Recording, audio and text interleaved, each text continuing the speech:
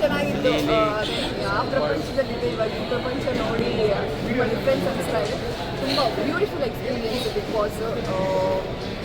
ಹೇಳಿದರೆ ಅದನ್ನ ಎಕ್ಸ್ಪ್ಲೇನ್ ಮಾಡೋಕ್ಕಾಗಲ್ಲ. ಅಂದರೆ ಆ ಟಾಸ್ಕು ಅದೆಲ್ಲ ಅಲ್ಲೇ ಆಡೋಕ್ಕೆ ನಮ್ಮ ಲೈಫಲ್ಲಿ ಎಲ್ಲೂ ಆ ಥರ ಟಾಸ್ಕನ್ನು ಆಡೋಕ್ಕಾಗಲ್ಲ. ತುಂಬ ಅಂದರೆ ಎಂಜಾಯ್ ಮಾಡಿದ್ವಿ. ಒಂಥರ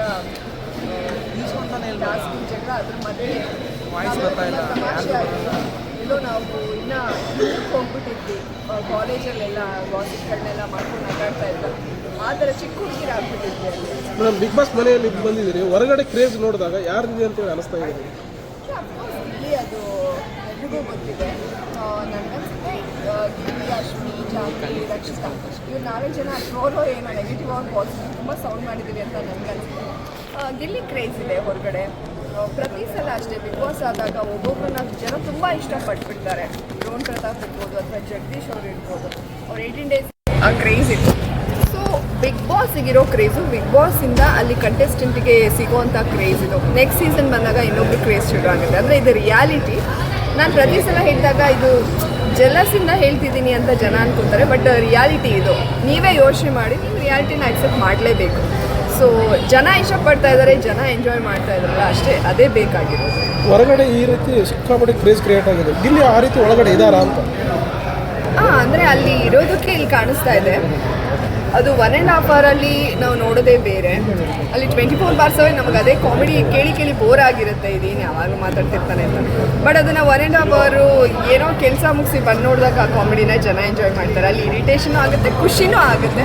ಬಟ್ ಆದರೆ ತುಂಬ ಗಿಲ್ಲಿ ಹೆಂಗೆ ಅಂದರೆ ನಮ್ಮನ್ನು ಒಂಥರ ಕೋಪ ಬರೆಸ್ತಾನೆ ಹೊರತು ಅವ್ನು ಕಾಮ್ ಆಗಿರ್ತಾನೆ. ಅದು ಅವ್ನ ಸ್ಟ್ರಾಟರ್ಜಿ. ನಮ್ಮನ್ನು ಕೆಣಕಿ ಕೋಪ ಬರೆಸಿ ನಮ್ಮನ್ನು ಕೆಟ್ಟವ್ರು ಮಾಡಿ ಅವ್ನು ಹೀರೋ ಆಗ್ಬಿಡ್ತಾನೆ.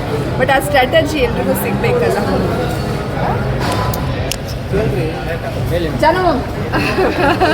ಶಾನಮ್ ಲಾಸ್ಟ್ ಕ್ವಶನ್, ನಿಮ್ಮ ಜನಪ್ರಿಯತೆ ಬಿಗ್ ಬಾಸ್ ಹೋಗಿ ಬಂದಮೇಲೆ ಎಷ್ಟು ಡಬಲ್ ಆಗಿದೆ ಅಂತ ಅನ್ಸುತ್ತೆ ಅಥವಾ ಹೇಗಿದೆ ನಿಮ್ಗೆ? ನನಗೇನು ಅನ್ನಿಸ್ತಾನೆ ಇಲ್ಲ ಇವಾಗ.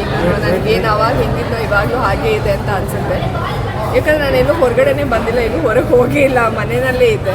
ಆಚೆ ಕಡೆ ಟಾಕ್ ಕ್ರಿಯೇಟ್ ಆಗಿದೆ. ಅಂದರೆ ನನಗೆ ಯಾವುದೇ ಭ್ರಮೆ ಇಲ್ಲ. ಇದು ಏನೇ ಒಂದು ಜನಪ್ರಿಯತೆ ಬಂದ್ರೂ ಅದು ಟೈಮಿಂಗ್ ಅಂತ ಅನಿಸುತ್ತೆ, ಸೀಸನಲ್ಲ ಅಂತ ಅನಿಸುತ್ತೆ. ಅದು ನಾವು ಹೇಗೆ ತೊಗೊಂಡು ಹೋಗ್ತೀವಿ ಅದ್ರ ಮೇಲಿರುತ್ತೆ. ಏನಲ್ಲಿ ಒಳಗಡೆ ಹೋಗಿ ಬಂದ ತಕ್ಷಣ ಏನೋ ನಮ್ಮ ಜೀವನನೇ ಬದಲಾಗುತ್ತೆ ಅನ್ನೋದು ಆ ಭ್ರಮೆ. ಬಟ್ ನಾವು ಅದನ್ನು ಹೇಗೆ ತೊಗೊಂಡು ಹೋಗ್ತೀವಿ ಅನ್ನೋದು ಇಂಪಾರ್ಟೆಂಟ್. ಕಾಪಾಡ್ಕೊಳ್ಳೋದು ಇಂಪಾರ್ಟೆಂಟು, ಉಳಿಸ್ಕೊಳ್ಳೋದು ಇಂಪಾರ್ಟೆಂಟ್. ನಿಮ್ಮ ಮತ್ತು ಅಶ್ವಿನಿ ಮೇಡಮ್ ಫ್ರೆಂಡ್ಶಿಪ್ ಹೌದು, ನಿಜವಾಗ್ಲೂ ಅಂದರೆ ನಾನು ಬಿಗ್ ಬಾಸ್ ಮನೇಲಿ ಹೋಗಿ ಯಾರ ಜೊತೆ ಇಷ್ಟು ಕನೆಕ್ಟ್ ಆಗ್ತೀನಿ ಅಂತ ಅಂದ್ಕೊಂಡೇ ಇರಲಿಲ್ಲ. ಒಂದು ಒಳ್ಳೆ ಫ್ರೆಂಡ್ಶಿಪ್ಪು ಅಲ್ಲಿ ನನಗಾಯಿತು. ತುಂಬ ಒಳ್ಳೆ ಕ್ಷಣಗಳನ್ನ ಕಳೆದೀವಿ, ತುಂಬ ಗಾಸಿಪ್ ಮಾಡಿದ್ದೀವಿ ಎಲ್ಲದಕ್ಕಿಂತ ಜಾಸ್ತಿ. ಅದೇ ನಾನು ಹೇಳಿದಾಗೆ ತುಂಬ ಚಿಕ್ಕ ಹುಡುಗಿರು ಆಗ್ಬಿಟ್ಟಿದ್ವಿ ನಾವಲ್ಲಿ. ತರಲೆ, ತಮಾಷೆ, ಜಗಳ, ಟಾಸ್ಕು, ಇನ್ನೊಬ್ರ ಬಗ್ಗೆ ಮಾತಾಡೋದು. ಅದು ಆಚೆ ಕಡೆ ಬಂದಾಗ ಅಯ್ಯೋ ಇದೆಲ್ಲ ಟ್ರೋಲ್ ಆಗಿದೆಯಾ ನಮ್ಗೆ ಗೊತ್ತಾಗ್ತಾ ಇರಲಿಲ್ಲ, ಸುಮ್ಮನೆ ಮಾತಾಡ್ತಾ ಇದ್ವಿ. ಆಚೆ ಕಡೆ ಬಂದಾಗ ಇದು ಎಲ್ಲ ಟ್ರೋಲ್ ಆಗಿದೆಯಾ ಅಂತ.